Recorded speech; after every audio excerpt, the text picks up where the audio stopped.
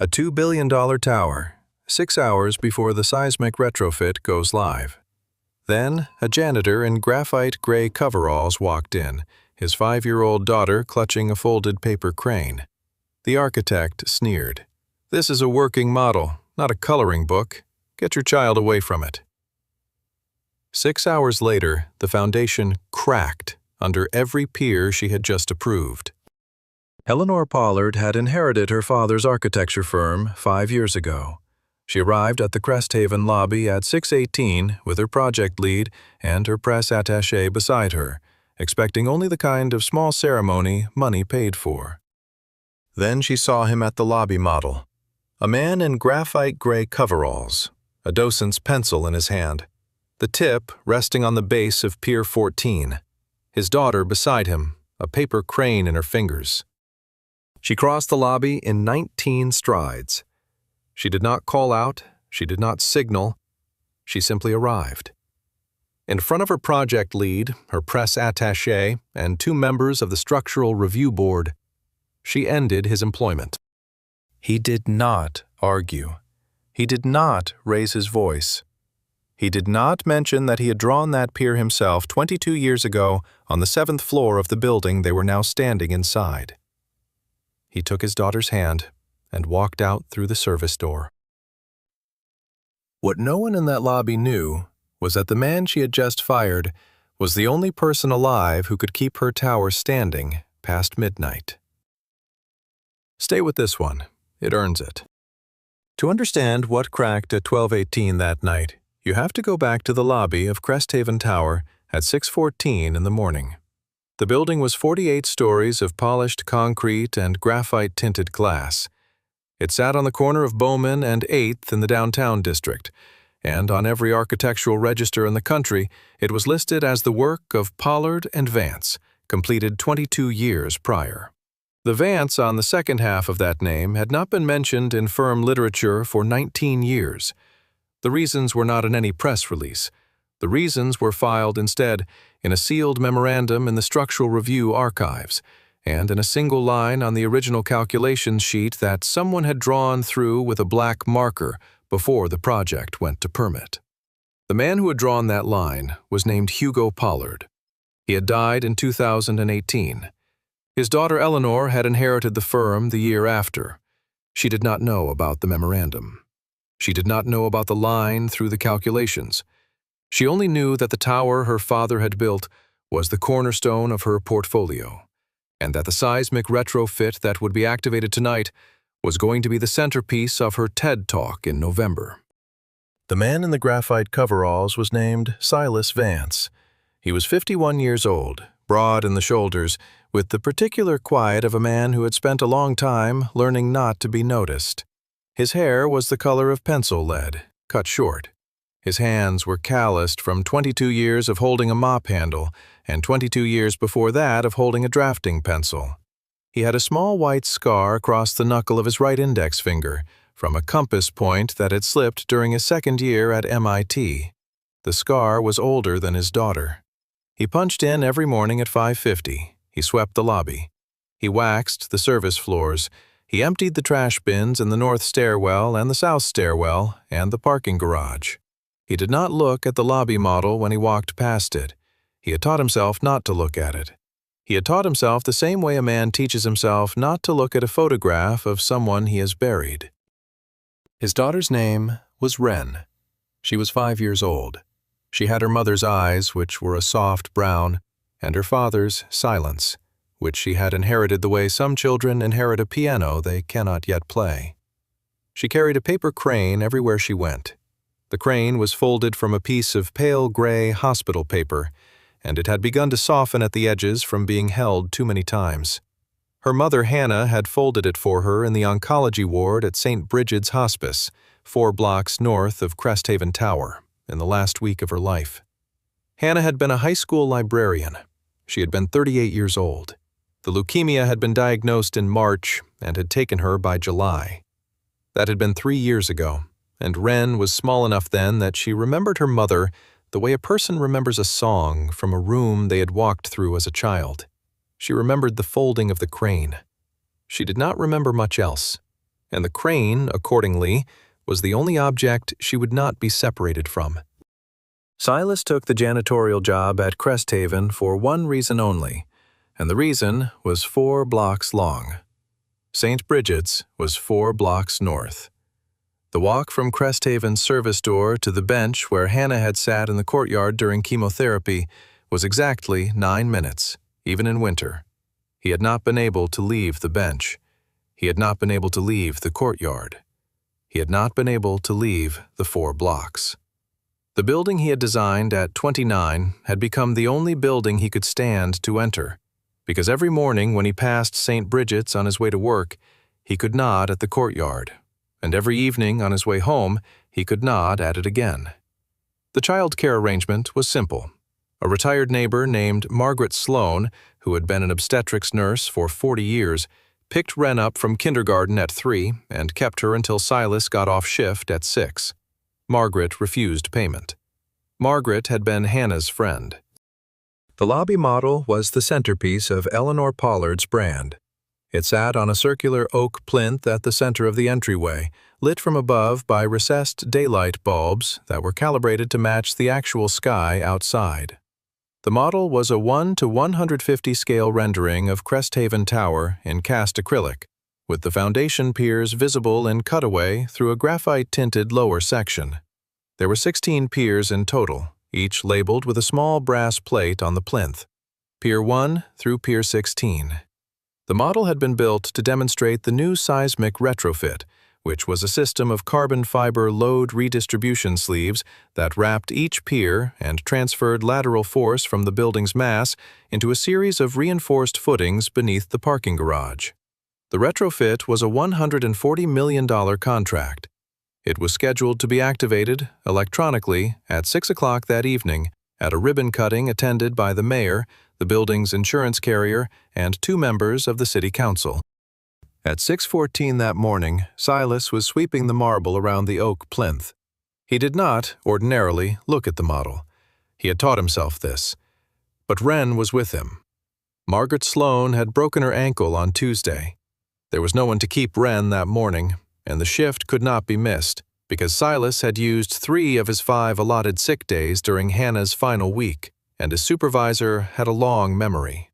So Wren had come to work with him, dressed in a small gray coat that Hannah had bought her in the 2nd week of treatment, holding the paper crane in her left hand, sitting quietly on the bench by the security desk.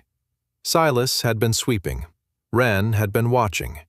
And then, from across the lobby, Wren had said, in the small, clear voice of a 5-year-old, "Papa, why is the one in the back smaller than the others?" Silas had stopped sweeping. He had not, until that moment, looked directly at the model in 19 years. He had walked past it 800 times. He had swept around it 500 times. He had never looked at it. He looked at it now, because his daughter had asked him a question, and his daughter did not ask questions she had not first decided were worth answering. He saw the 16 piers. He saw the brass labels. He saw, in cutaway, the new carbon fiber retrofit sleeves, drawn in a paler graphite to indicate the upgrade. He saw, forth from the back on the eastern side, Pier 14. And he saw, the way a man sees the face of his own brother in a crowd, that Pier 14 was 8% narrower than the other piers around it. He set the broom against the plinth. He walked slowly around the model. He looked at Pier 14 from 3 sides. In the original calculations of 2003, Pier 14 had been specified at 1.4 meters in diameter. The seismic load distribution for the southeast quadrant of the building had been calculated against that diameter. The cost differential between a 1.4-meter pier and a 1.3-meter pier was approximately $42,000 per pier, and there were 6 piers in the southeast quadrant, which meant that reducing the southeast diameter by 10 centimeters would save the firm approximately $252,000 on a $48 million bid. And it was, accordingly, exactly the kind of decision that Hugo Pollard had been famous for making at 3 in the morning on the last night before a permit deadline. Silas had refused to sign off on the change. Hugo had pushed it through anyway, under his own seal, after Silas had walked out of the project for what was supposed to be a 1-week leave to bury his father. Silas had returned 8 days later. The plans had been re-stamped. His name had been quietly removed from the masthead 3 months after. He looked at the model now, and he saw in the new retrofit drawings that the load redistribution from the sleeves was being calculated against the original 2003 diameter, which was 1.4, not the as-built diameter, which was 1.3. The retrofit, in other words, was doubling the lateral load applied to a pier that was already 8% undersized for the load it had been carrying for 22 years. He picked up a pencil. There was a pencil at the docent's desk, a soft graphite B, the kind that architecture students used. He had not held a drafting pencil in 19 years. The weight of it was the weight of an old grief. He walked back to the lobby model. He laid the pencil tip against the protective acrylic over Pier 14. He drew, very lightly, a corrected line. It was not a damaging line, the acrylic was meant to be wiped, but it was a line, and it was a line drawn by a man who had once known exactly where it should go. Wren had walked over while he was drawing. She stood at his hip, the paper crane in her hand. She watched the line. She did not say anything for a long moment.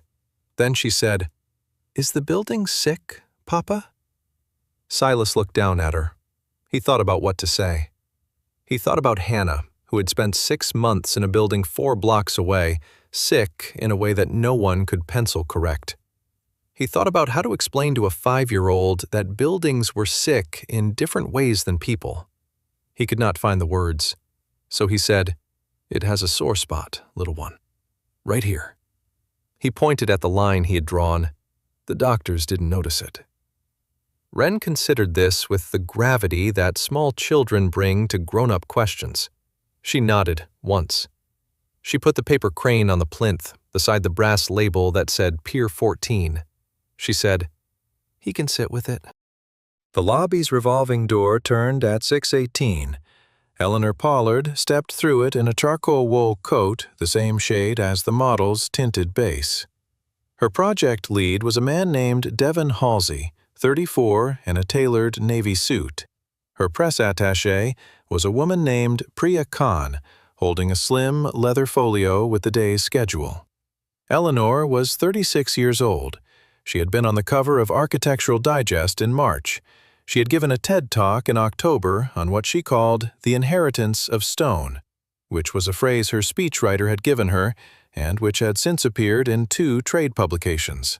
She walked, in expensive leather flats, the way her father had walked, which was the walk of a person who has never been asked to wait for an elevator.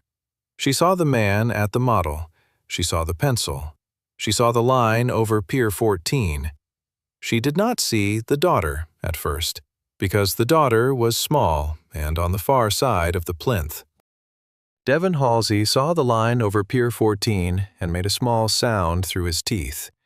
He stepped half a pace forward, the way a man steps in front of his boss when he wants to be seen handling it. He said, Sir, this is a working model. You can't draw on this. Please step back from the plinth." Silas stepped back. He did not say anything. He set the pencil down on the docent's desk, exactly where he had found it. Eleanor crossed the lobby in 19 strides. She did not call out. She did not signal.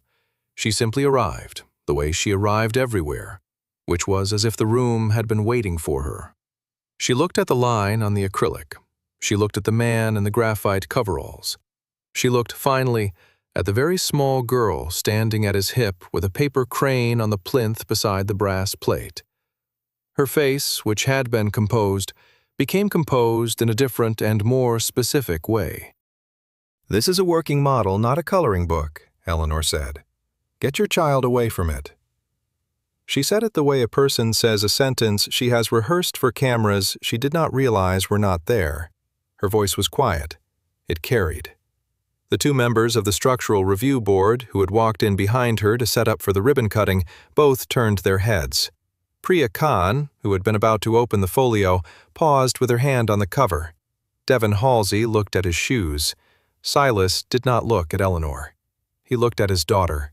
He bent down to her eye level. He picked up the paper crane from the plinth very gently and pressed it into Wren's small hand. He folded her fingers around it. He said, in the voice he used for nothing else in the world, "Time to go, little bird." Eleanor was not finished. She was not, as a rule, finished until she had been the last person to speak. "You are dismissed," she said. "Effective immediately. Building services will be informed. Your access card will not work after 7. If you have personal belongings in the staff locker room, you may collect them now, and you will be escorted out." She paused. She added, the way her father had added things, "I do not want to see this man in this lobby again."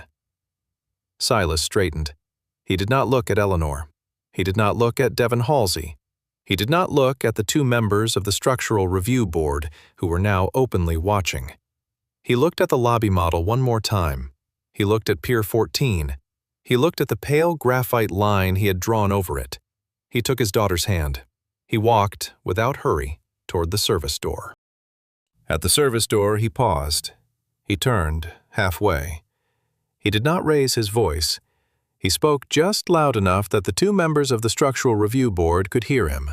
He said, "The retrofit calculations are running against the design diameter, not the as-built. Pier 14 is at 1.3 meters, not 1.4. When you double the load tonight, you'll see hairline cracks in the parking levels by 10. Standing water by midnight. The first failure point will be the southeast footing." He paused. He added, "I am telling you this as a courtesy. Do with it what you want." He turned. He pushed the service door open. He stepped through it with his daughter beside him, the paper crane back in her hand. The door swung closed behind them. The lobby was very quiet. Eleanor laughed. Once. It was a small laugh, a single exhalation, almost a cough. She turned to Devon Halsey. "Find out who that was," she said. "Find out how building services hired a janitor with that kind of imagination. I want a report by lunch." Devon nodded. Priya Khan, who had not opened the folio, made a small note on the back cover with a pencil from the docent's desk. The 2 members of the Structural Review Board exchanged a look that they would later, in deposition, deny exchanging. One of them, a woman named Carla Bessie, who had been an engineer for 31 years, walked over to the lobby model. She did not touch the model. She looked at Pier 14. She looked at the pale graphite line. She looked at the small folded crane that had been left on the brass plate. She said, to no one in particular, "He drew it from memory." Silas and Wren walked north on 8th Street. The morning was overcast, the color of unwashed linen, with a low charcoal sky. They passed the corner of Bowman, where a vendor was setting out folded newspapers. They passed the dry cleaner, which Hannah had used for 9 years. They passed the courtyard at St. Bridget's Hospice. Silas slowed at the courtyard. He did not stop. He did not turn his head. He slowed enough that Wren, who was holding his hand and watching his face, slowed with him. The bench was empty. The maple Hannah had liked was just starting to lose its leaves, 3 weeks early, the way maples did in that part of the city. The leaves were the same graphite charcoal gray as everything else in Silas's life that morning. He kept walking. Wren did not ask why he had slowed. Wren never asked why he had slowed at St. Bridget's. She had, somehow, in the way of small children, understood without being told. They reached the apartment at 7:40. The apartment was on the 3rd floor of a brick walk-up on Greer Avenue, 6 blocks north of St. Bridget's. It was a 1-bedroom. Wren slept in the bedroom on a small bed under a window. Silas slept on the fold-out in the living room. The apartment had 3 pieces of furniture that had been Hannah's: a reading chair, a small bookcase with 24 titles in it, and a watercolor on the wall by the kitchen that Hannah had painted in college, of a barn in Vermont in winter. The barn was graphite charcoal gray. Silas made Wren a piece of toast with butter and honey. He cut it into 4 small squares. He put it on the small blue plate that Wren preferred. He sat across from her at the kitchen table. He watched her eat. She held the paper crane in her left hand while she ate with her right. She did not put it down to eat. She had not put it down to eat in 3 years. He thought about what to do. He had been fired before, in a manner of speaking, and he had not fought it then, and he was not certain he could fight it now. The firm had taken his name off Cresthaven on a Tuesday in March of 2004. He had received a letter, single page, on firm letterhead, signed by Hugo Pollard, that thanked him for his contributions and informed him that, in light of his recent personal difficulties, the firm had decided to consolidate authorship under a single senior partner.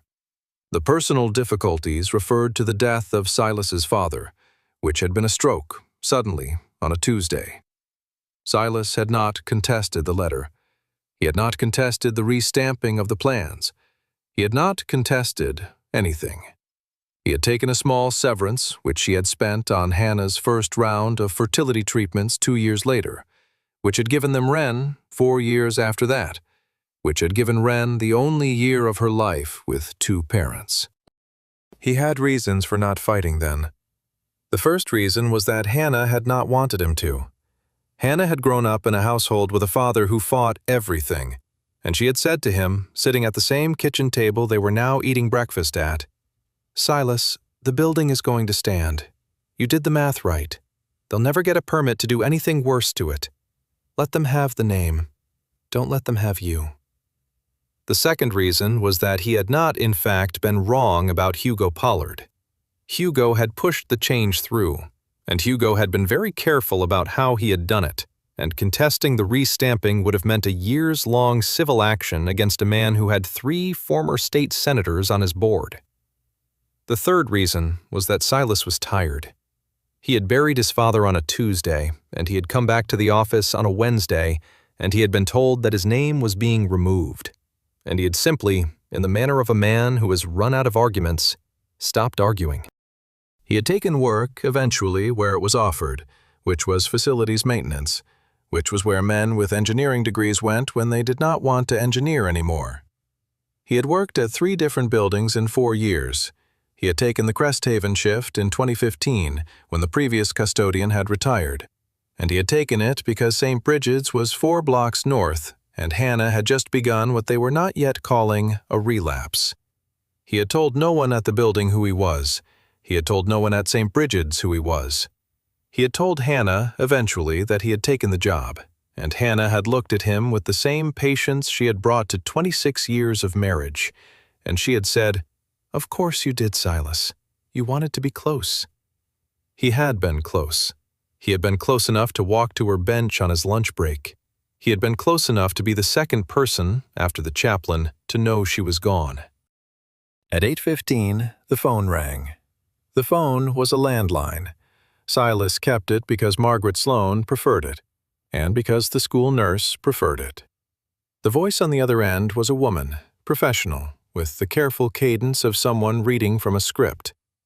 "Mr. Vance, this is Carla Bessie from the city's Structural Review Board. I am calling on a matter of public safety related to Cresthaven Tower. We have reason to believe you may have information relevant to the retrofit activation scheduled for tonight. Could you confirm your identity for me, please?" Silas confirmed his identity. There was a pause on the line. The pause had the texture of a person checking a name against a sealed document.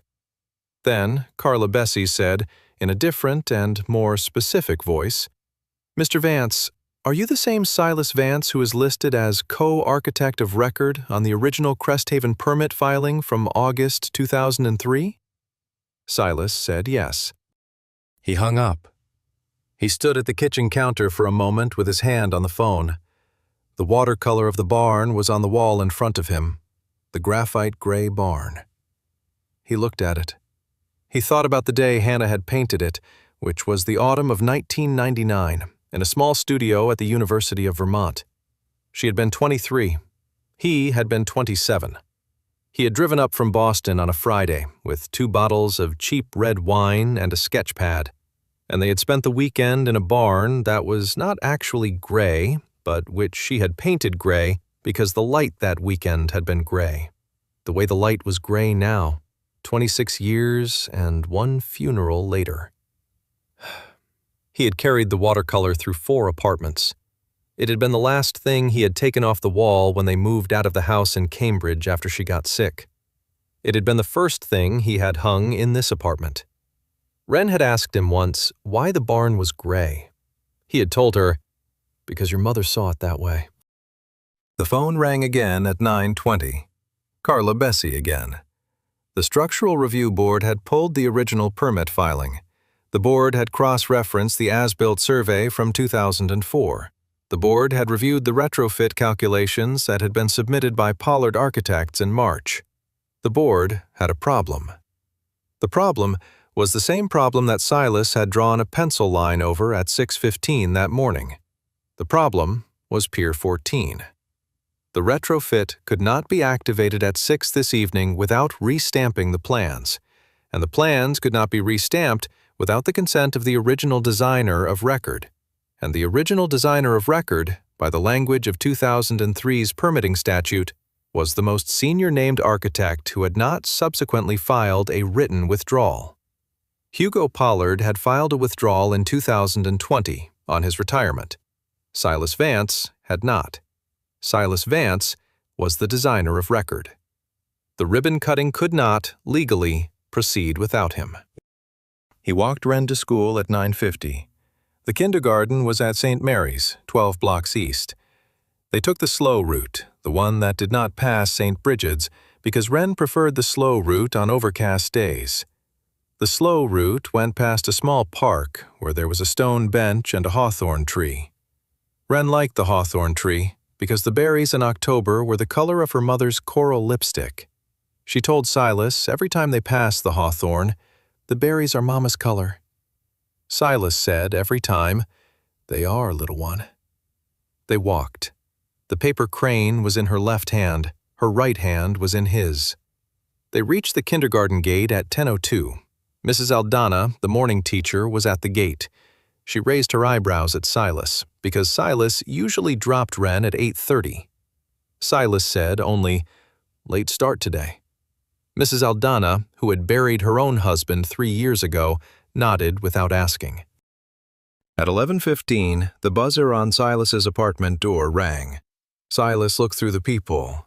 There were 2 people in the hallway. One was Carla Bessie in a charcoal coat, holding a thin folder. The other was Eleanor Pollard in the same wool coat she had been wearing at 6:18 that morning, holding nothing at all. Silas opened the door. Eleanor did not enter immediately. She stood in the threshold and looked at the apartment. She looked at the fold-out in the living room. She looked at the small bookcase with 24 titles. She looked at the watercolor of the barn. Her face did the same specific thing it had done at 6:18 when she had looked at Wren. She said, "Mr. Vance." Silas stepped aside. He gestured for them to come in. He did not say anything. Eleanor walked into the apartment as if she were walking into a church she had not known existed in the parish she had grown up in. Carla Bessie laid the folder on the kitchen table. It contained the original Cresthaven permit from August 2003, the as-built survey from 2004, and the retrofit calculations from March. It contained also a single sheet stapled to the back of the original permit, which was a calculation page in Silas's handwriting, dated July 22nd of 2003. The calculation page had been drawn through twice with a black marker, but the marker had not entirely covered the ink, and the ink, read carefully, said the same thing the as-built said, 1.3. Underneath, in Hugo Pollard's handwriting, was a marginal note that said only, "Cost reduction approved, HMP." Carla Bessie said, "The board has the page. We have had it since 2004. It was sealed. We unsealed it at 10 this morning." She did not look at Eleanor when she said this. Eleanor did not for a moment look at anyone. Eleanor sat down at the kitchen table. She did not ask. She simply sat. She looked at the marginal note in her father's handwriting. Her father had been a slim man with very steady handwriting, and the handwriting on the page was very steady. She did not cry.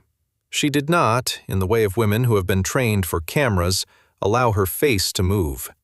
She said, after a long moment, I did not know.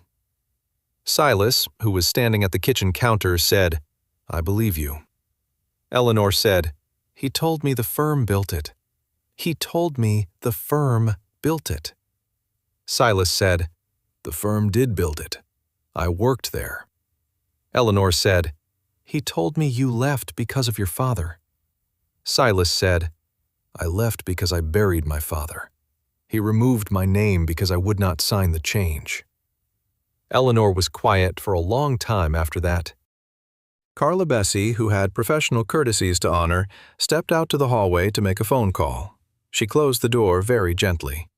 Eleanor and Silas were alone in the kitchen with the watercolor of the gray barn and the folder on the table, and the empty plate with crumbs from a 5-year-old's toast. Eleanor said, The ribbon cutting is at 6. The mayor will be there. The insurance carrier will be there. The carrier has already called my office 4 times this morning. They are going to refuse to underwrite the retrofit activation unless the original designer of record consents to the calculation revision in writing. She said it the way a person says a sentence she has been holding in her throat. The designer of record is you. Silas said, Yes. Eleanor said, Will you consent? Silas said, I will consent under 3 conditions. He laid them out the way he had once laid out a load calculation. First, the retrofit calculation will be revised against the as-built diameter, which is 1.3, not 1.4. The carbon fiber sleeve specifications will be increased for the southeast quadrant.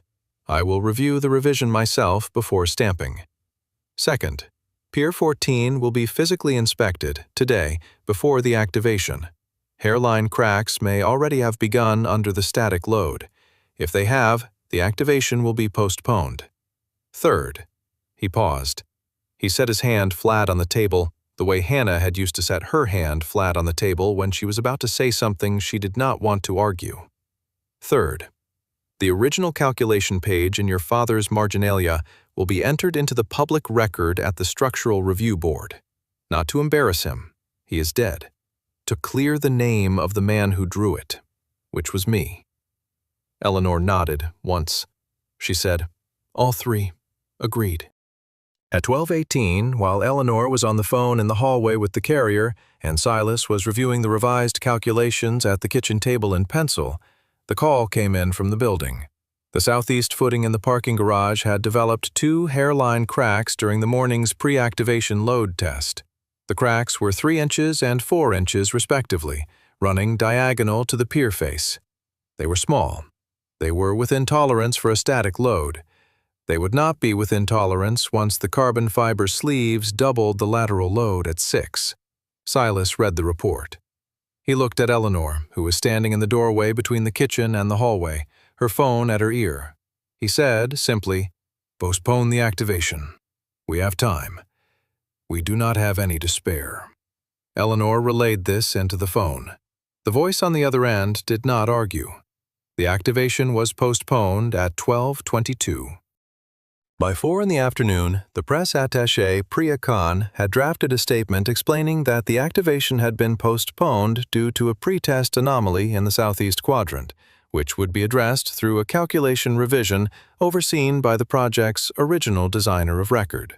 The statement did not name Silas. Silas had asked her not to. He did not want his name in a press release. He wanted his name on a permit. The carrier withdrew the threat to refuse underwriting at 4:30. The mayor's office, which had been informed at 1:45, rescheduled the ribbon cutting for the following Thursday. The 2 council members agreed without comment.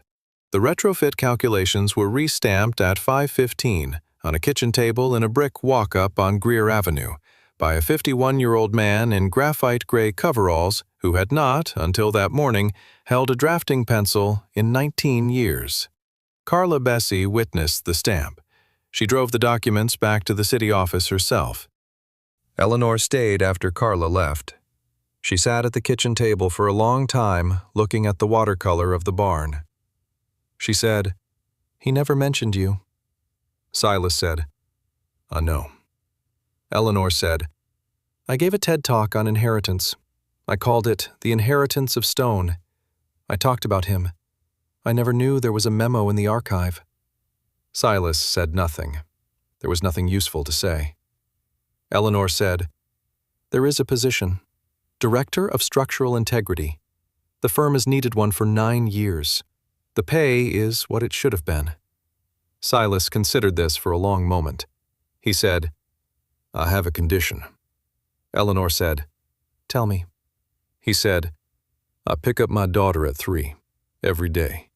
If a meeting runs past 2:40, I leave the meeting. If a deadline falls on a kindergarten parent-teacher day, I move the deadline. Those are not negotiable." Eleanor said, "Of course." She said it the way a person says a sentence she has herself wanted to say her whole life. She told him then, in the small voice she used for things she did not ordinarily tell people, that her own mother had died when Eleanor was 7. Her father had not picked her up from school after that. He had hired a driver. The driver had been a kind man named Ferris, who had brought her a juice box every afternoon, and Ferris had been, in the small way of paid kindnesses, the only person who had asked her about her day. She had not, until this morning, thought about Ferris in 15 years. She did not say more about her father. She did not need to. Silas, who had been listening, said only, "I'll do the work. But the work doesn't include forgetting what was done. It includes correcting it. That has to be the deal." Eleanor said, "That is the deal." She stood. She put on her charcoal coat. She paused at the door. She said, "I'm sorry. For this morning. For my father. For the 19 years." Then she left. The internal review at Pollard Architects began on the following Monday. It was conducted by an outside firm at Eleanor's specific request. It found, among other things, that Devon Halsey had been informed of structural inconsistencies in the Cresthaven retrofit calculations as early as January by a junior engineer named Aidan Morris, and had instructed Aidan in writing to consider the matter closed. Devon Halsey was, by Friday of that week, no longer at the firm. There was no press release. There was no public statement. His office was emptied on a Saturday. His access card was deactivated by the end of the month. Aidan Morris was promoted to senior structural reviewer. He was 28 years old. He had a small son. He had been told by Devon 8 months prior that he would never make senior at Pollard if he kept questioning the math. Aidan had kept questioning the math anyway. Silas asked to meet Aidan in his second week. They worked well together. They still do. The retrofit activation, when it finally took place the following Thursday, was attended by the mayor, the insurance carrier, both council members, and a small invited group that included Carla Bessie, Aidan Morris, Margaret Sloan on a borrowed mobility scooter, and Wren Vance, age 5, wearing a small gray coat and holding a paper crane that had, by now, very soft edges. Silas was there in a charcoal jacket and a graphite gray tie. He did not give a speech. Eleanor gave a short one.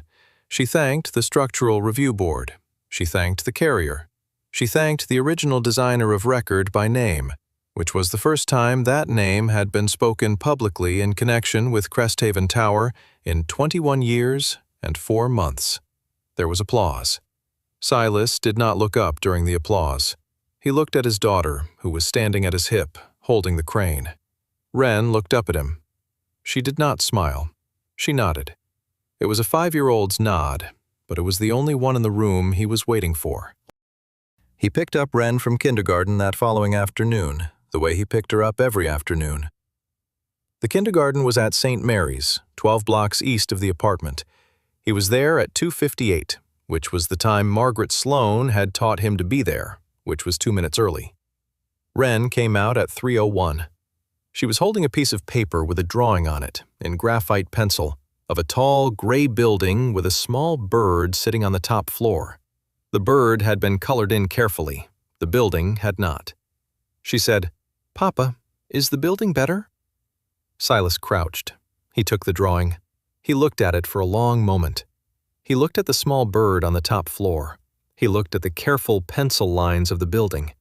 He said, in the voice he used for nothing else in the world, "Yes, little one. The bones are strong now." Wren considered this with the gravity that small children bring to grown-up answers. She put the drawing in her left pocket.